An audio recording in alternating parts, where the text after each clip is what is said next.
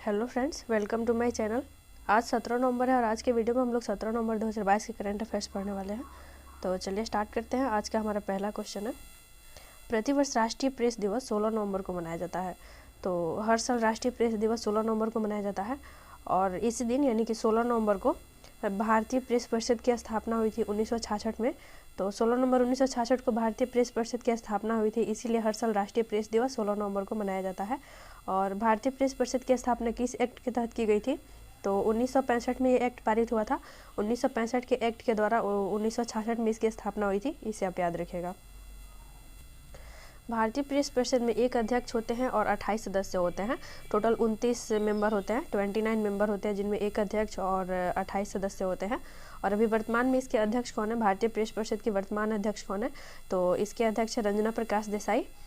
भारतीय प्रेस परिषद के वर्तमान अध्यक्ष का नाम क्या है? तो इनका नाम है रंजना प्रकाश देसाई, इसे भी आप याद रखिएगा। चलिए नेक्स्ट है, सेकेंड नंबर क्वेश्चन है, 15 नवंबर 2022 को पंचायत अनुसूचित विस्तार अधिनियम यानी कि पेसा एक्ट मध्य प्रदेश में लागू किया गया। तो कब लागू हुआ है? 15 नवंबर 2022 को। और पंचायत अनुसूचित विस्तार अधिनियम, क्या नाम है इसका? पंचायत अनुसूचित विस्तार अधिनियम यानी कि पेसा एक्ट, इसका शॉर्ट फॉर्म है पेसा। और ये कहाँ लागू हुआ है? तो मध्य प्रदेश में। तो मध्य प्रदेश के शहडोल जिला में हमारी जो राष्ट्रपति है द्रौपदी मुर्मू, इन्होंने इसे लॉन्च किया है। मध्य प्रदेश के शहडोल जिला में इसे लॉन्च किया गया है। और इस एक्ट का क्या काम होता है, इसे क्यों लॉन्च किया जाता है, इसे देख लेते हैं। तो पेसा एक्ट का मतलब होता है पंचायत एक्सटेंशन शेड्यूल एरिया, यानी कि जो अनुसूचित क्षेत्र है जहाँ पे भाग 9 लागू नहीं है, वहाँ पे उसे लागू करना, अनुसूचित जनजातियों को मजबूत बनाना, इसका प्रमुख उद्देश्य होता है। ये 1996 के एक्ट द्वारा, ये 1996 का एक्ट है। पेसा एक्ट 1996 में पारित हुआ था, 1996 का एक्ट है। और किस समिति की सिफारिश पर? तो दिलीप भूरिया समिति की सिफारिश पर इस एक्ट को पारित किया गया था। और इसका प्रमुख उद्देश्य है भाग 9 को लागू करना और जनजातीय समूह को मजबूत करना। तो जनजातीय समूह जो है उनको मजबूत बनाना और भाग 9 को, जिस क्षेत्र में भाग 9 लागू नहीं है उसे लागू करना, इसका प्रमुख उद्देश्य है। और ये अभी तक टोटल 10 राज्यों में लागू हो चुका है, इसे भी आप याद रखिएगा। और अभी हाल में कहाँ लॉन्च हुआ है? तो मध्य प्रदेश में। और मध्य प्रदेश के शहडोल जिला से हमारी जो राष्ट्रपति द्रौपदी मुर्मू है, उन्होंने इसे लॉन्च किया है। नेक्स्ट है, थर्ड नंबर क्वेश्चन है, 15 नवंबर 2022 को डिजिटल शक्ति अभियान 4.0 की शुरुआत राष्ट्रीय महिला आयोग ने की। तो डिजिटल शक्ति अभियान 4.0 की शुरुआत किसने की है? तो इसकी शुरुआत की है राष्ट्रीय महिला आयोग ने। और इसका उद्देश्य है कि डिजिटल मोर्चों पर महिलाओं को मजबूत बनाना और साइबर सुरक्षा प्रदान करना महिलाओं को, इसका प्रमुख उद्देश्य है, जिसे राष्ट्रीय महिला आयोग ने लॉन्च किया है। और इसमें सहयोग कौन कौन कर रहा है? तो जो साइबर पीस एक संस्था है और मेटा यानी फेसबुक का जो नया नाम है मेटा हो गया है। तो साइबर पीस संस्था और मेटा इसमें सहयोग कर रहे हैं राष्ट्रीय महिला आयोग को, और राष्ट्रीय महिला आयोग ने इसे लॉन्च किया है। ये पहली बार डिजिटल शक्ति अभियान पहली बार कब लॉन्च हुआ था? तो ये पहली बार लॉन्च हुआ था 2018 में। और अभी जो लॉन्च हुआ है इसका चौथा संस्करण है, इसलिए डिजिटल शक्ति अभियान 4.0 इसे लॉन्च किया गया है। नेक्स्ट है राष्ट्रीय महिला आयोग। तो राष्ट्रीय महिला आयोग की स्थापना 1990 के एक्ट द्वारा हुई थी। और इसके जो प्रथम अध्यक्ष थी, सॉरी यहाँ पे थोड़ा गलत लिखा गया है, यहाँ पे गलत हो गया है। राष्ट्रीय महिला आयोग की पहली जो अध्यक्ष थी उनका नाम था जयंती पटनायक। और अभी वर्तमान में जो अध्यक्ष है इनका नाम है रेखा शर्मा। तो पहली अध्यक्ष कौन थी? तो उनका नाम था जयंती पटनायक, इसे आप याद रखिएगा। ये यहाँ पे रेखा शर्मा नहीं होगा, ये गलत है, जयंती पटनायक होगा प्रथम अध्यक्ष। और अभी वर्तमान में रेखा शर्मा है। तो राष्ट्रीय महिला आयोग की स्थापना 1990 के एक्ट द्वारा 1992 में हुई थी। और इसके प्रथम अध्यक्ष का नाम था जयंती पटनायक और वर्तमान में रेखा शर्मा इसके अध्यक्ष है, इसे भी आप याद रखिएगा। नेक्स्ट है सी इज ए चेंज मेकर अभियान। तो इसे भी राष्ट्रीय महिला आयोग ने लॉन्च किया था, सी इज ए चेंज मेकर अभियान। और कुछ और अभियान है जो सरकार द्वारा लॉन्च किए गए थे, जैसे बेटी बचाओ बेटी पढ़ाओ योजना।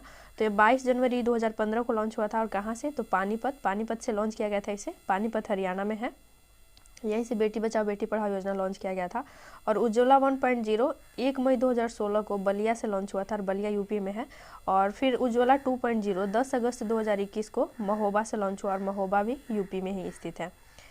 तो दोनों को याद रखिएगा, उज्ज्वला 1.0 और 2.0। 1.0 बलिया से और 2.0 महोबा से लॉन्च हुआ था, और दोनों उत्तर प्रदेश के शहर हैं। चलिए नेक्स्ट है, 16 नवंबर 2022 को अमेरिकी स्पेस एजेंसी नासा ने, अमेरिका की जो स्पेस एजेंसी है उसका नाम क्या है? उसका नाम है नासा। और नासा ने आर्टेमिस 1 मिशन को लॉन्च किया है। तो आर्टेमिस 1 मिशन किसका मिशन है? तो नासा का मिशन है, और इसे 16 नवंबर को नासा ने लॉन्च कर दिया है। और नासा का जो कैनेडियन स्पेस सेंटर है, फ्लोरिडा में स्थित है, वहीं से इसे लॉन्च किया गया है। और आर्टेमिस मिशन क्या है? तो ये एक लूनर मिशन है जिसका प्रमुख उद्देश्य है कि चंद्रमा पर मानव को भेजना इसका उद्देश्य है। तो नासा चंद्रमा पर मानव को भेजने के लिए आर्टेमिस मिशन लॉन्च किया है। और इसमें जो ओरियन अंतरिक्ष यान है, ओरियन अंतरिक्ष यान और क्रायोजेनिक तकनीक, इसमें ओरियन अंतरिक्ष यान और क्रायोजेनिक तकनीक इन दोनों का प्रयोग किया गया है। और आर्टेमिस मिशन नासा का मिशन है जो कि लूनर मिशन है, चंद्रमा पर मानव भेजने से संबंधित है। और इसके पहले भी नासा ने 1969 में अपोलो मिशन लॉन्च किया था। नासा का यह मिशन था अपोलो मिशन, और स्पेस ने चंद्रमा पर मानव भेजा था। और चंद्रमा पर जाने वाले पहले व्यक्ति कौन थे? तो नील आर्मस्ट्रॉन्ग थे, जो 1969 में अपोलो मिशन के तहत गए थे। इसे आप याद रखिएगा। कुछ अन्य मिशन है जैसे कि परजीवरेंस। तो परजीवरेंस भी नासा का मिशन है जो मंगल मिशन है, मंगल ग्रह से संबंधित है परजीवरेंस। और राशिद रोवर ये यूएई का मिशन है और चंद्रमा से संबंधित है। और GSAT-24 क्या है? तो ये एक संचार उपग्रह है जिसे एरियन 5 रॉकेट से लॉन्च किया गया है। तो GSAT-24 संचार उपग्रह है जिसे एरियन 5 रॉकेट से लॉन्च किया गया। और कहाँ से लॉन्च हुआ है? तो फ्रेंच गुयाना से लॉन्च हुआ है। और इसको ये जो GSAT-24 उपग्रह इसे टाटा को लीज पे दिया गया है, इसे आप याद रखिएगा।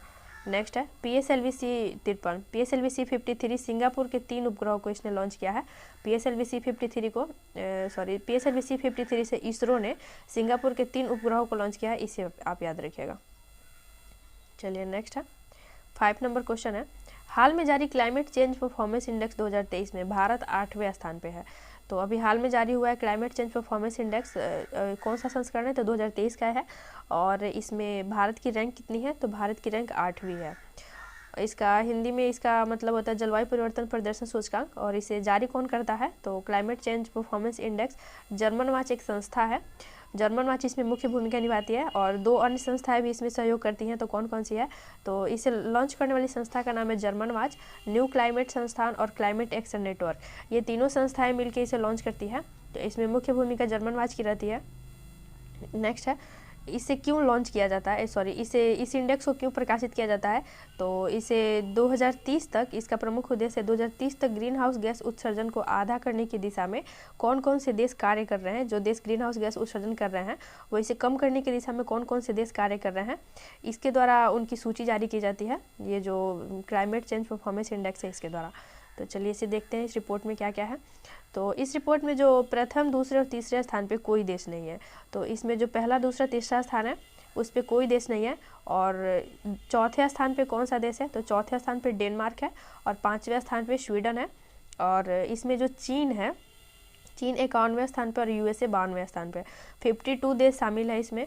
और इस 52 में सबसे लास्ट स्थान USA का है और चीन का स्थान 51 है। यानी कि ये लोग सबसे ज़्यादा उत्सर्जन, ग्रीन हाउस गैस का उत्सर्जन करते हैं, लेकिन उसे कम करने की दिशा में सबसे कम प्रयास कर रहे हैं लोग, चीन और USA। और भारत की रैंक 8वीं है, भारत 8वें स्थान पे है, इसे भी आप याद रखिएगा।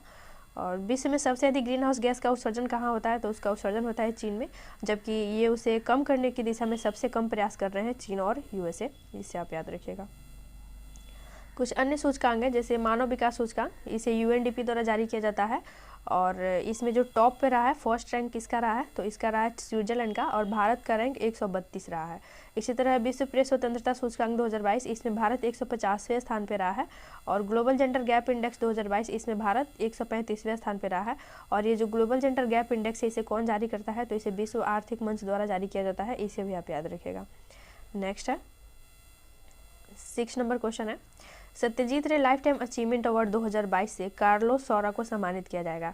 तो सत्यजीत रे लाइफ टाइम अचीवमेंट अवार्ड किसे मिलने वाला है? तो कार्लोस सौरा को मिलने वाला है। कार्लोस सौरा कौन है?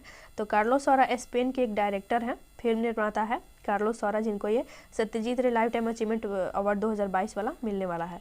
और ये कब मिलेगा? तो 53वां अंतर्राष्ट्रीय फिल्म महोत्सव का आयोजन होने वाला है और ये गोवा में आयोजित होगा, वहीं पर इनको दिया जाएगा सत्यजीत रे लाइफ टाइम अचीवमेंट अवार्ड।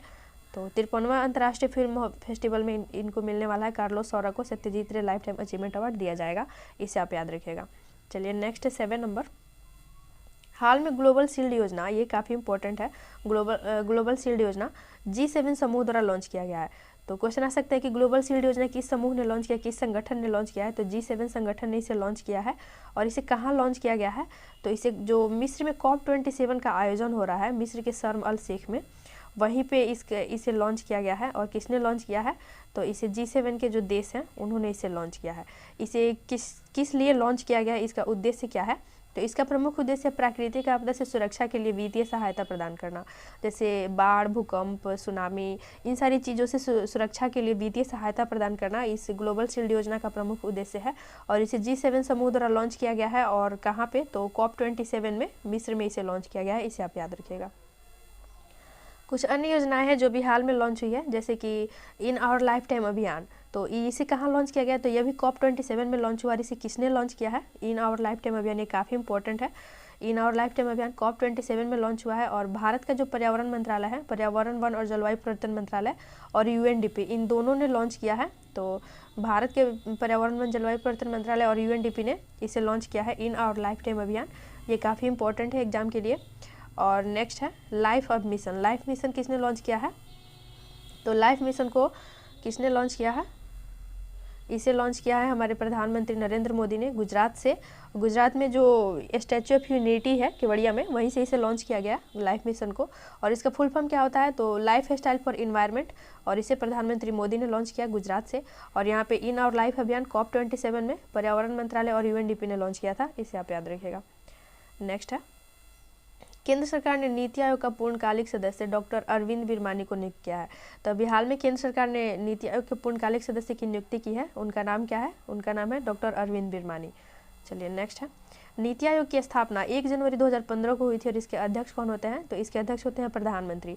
तो योजना आयोग के स्थान पर नीति आयोग को स्थापित किया गया था 1 जनवरी 2015 को। और इसके अध्यक्ष प्रधानमंत्री होते हैं। और अभी वर्तमान में भारत के जो प्रधानमंत्री हैं नरेंद्र मोदी, ये इसके अध्यक्ष हैं। और इसके उपाध्यक्ष का नाम है सुमन बेरी, इनकी नियुक्ति हाल में हुई है। और इसके CEO हैं परमेश्वरन अय्यर, इनकी भी नियुक्ति अभी हाल ही में हुई है। और इसमें 4 पूर्णकालिक सदस्य हो गए हैं। तो पूर्णकालिक सदस्यों की संख्या टोटल 4 हो गई है। जो कौन कौन से हैं, तो VK सारस्वत, VK पॉल और रमेश चंद, ये 3 पहले से थे। और अभी हाल में चौथे सदस्य की नियुक्ति हुई है, जिनका नाम है अरविंद बिरमानी, इसे आप याद रखिएगा। और नीति आयोग किस सिद्धांत पे काम करता है, तो ये सहकारी संघवाद के सिद्धांत पे काम करता है, इसे भी आप याद रखिएगा। क्वेश्चन ये भी आ सकता है कि नीति आयोग किस सिद्धांत पे काम करता है, तो सहकारी संघवाद के सिद्धांत पे काम करता है। नेक्स्ट है 9 नंबर क्वेश्चन है, विश्व में दूसरा सबसे अधिक इस्पात का उत्पादन करने वाला देश भारत बना है। तो विश्व में सबसे अधिक इस्पात का उत्पादन कौन सा देश करता है, तो सबसे अधिक चीन करता है। फर्स्ट स्थान पे चीन है। और दूसरा देश बन गया है भारत इस्पात का उत्पादन करने वाला। नेक्स्ट है 10 नंबर, उत्तराखंड उच्च न्यायालय नैनीताल से हल्द्वानी स्थानांतरित किया जाएगा। तो अभी जो हाल में उत्तराखंड के CM है पुष्कर धामी, यानी कि चीफ मिनिस्टर पुष्कर धामी जी ने उत्तराखंड उच्च न्यायालय को नैनीताल से हल्द्वानी स्थानांतरित करने की घोषणा की है, इसे आप याद रखिएगा। और उत्तराखंड की स्थापना नवंबर 2000 में UP से अलग हुआ था, और उस टाइम इसकी स्थापना हुई थी। तो नवंबर 2000 में UP से अलग होकर इसकी स्थापना हुई थी। और इसकी राजधानी, उत्तराखंड की 2 राजधानी है, एक देहरादून है और एक गैरसैंण। तो गैरसैंण ग्रीष्मकालीन राजधानी है और देहरादून शरदकालीन राजधानी है, इसे भी आप याद रखिएगा। और इसके जो CM है, उत्तराखंड के CM का नाम है पुष्कर सिंह धामी। और यहाँ की जो विधानसभा है, विधानसभा में टोटल 70 सीट है। और यहाँ की जो महिला स्पीकर है, उत्तराखंड की जो पहली महिला स्पीकर बनी है, उनका नाम है रितु खंडेरी, इसे भी आप याद रखिएगा। चलिए नेक्स्ट है 11 नंबर, व्हाट्सएप के इंडिया हेड अभिजीत बोस ने इस्तीफा दिया है। तो व्हाट्सएप के जो इंडिया हेड थे अभिजीत बोस, उन्होंने इस्तीफा दे दिया है, इसे आप याद रखिएगा। तो आज की वीडियो में बस इतना ही, मिलते हैं नेक्स्ट वीडियो में, तब तक के लिए थैंक यू सो मच।